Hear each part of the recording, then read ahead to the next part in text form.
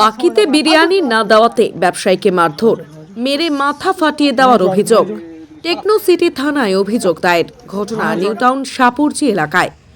অভিযোগ, নিউটাউন সাপুরজি এলাকায় একটি বিরিয়ানির দোকানে অজয় সর্দার নামের এক যুবক বাকিতে বিরিয়ানি চায়, কিন্তু দোকানের কর্মচারীরা তাকে বিরিয়ানি না দেওয়াতে হুমকি দিতে থাকে অজয় সর্দার নামে ওই যুবক। অভিযোগ, ওই যুবক মাঝে মধ্যেই দোকানে এসে টাকার দাবি করে বলে অভিযোগ বিরিয়ানি ব্যবসায়ী রূপম বিশ্বাসের।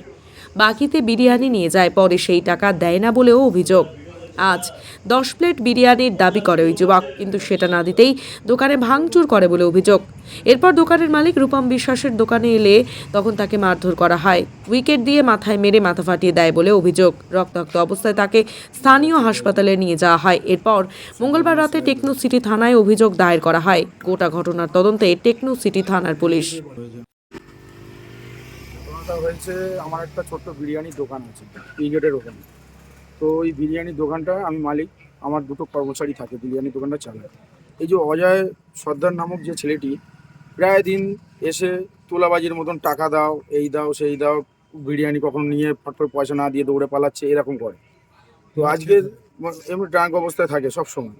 এবার আজকের হয়েছে তখন 3টে সাড়ে 3টে বাজে, আমি বাড়িতে আমার খাওয়ার জন্য বাড়িতে চলে আসি। সেই সময় ও যায় যে 10 প্লেট বিরিয়ানি দিতে হবে।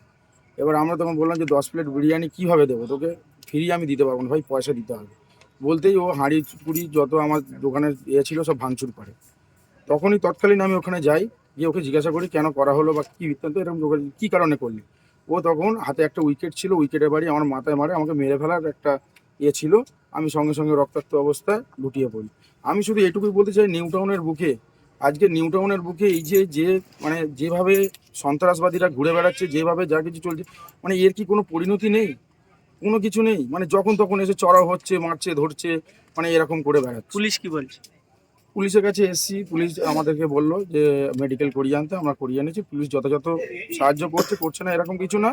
তবে আমি চাই এর একটা নিষ্পত্তি। সাপুরজির মতো জায়গায় এরকম মানে অনেক লোক থাকে এখানে, মানে থাকে তো, তারাও তো অনেকেই আছে আমার কাছে এসে বলে যে আমরা কমপ্লেন করবো, আপনি একটুখানি দেখুন দাদা, এরকম এরকম কি ধরনের মস্তান, মানে যে এরকম দিবরাত দিন নেই গালাগালি। কোনো রাজনৈতিক তো মানে ছত্রছায়া বলতে পারবো না দাদা, এরা কোন রাজনৈতিক দিক দিয়ে আসে, কোথা থেকে বিলং করে আমি বলতে পারবো না, কি মানুষ না দেও আমি সেটা বলতে পারবো না, ঠিক আছে।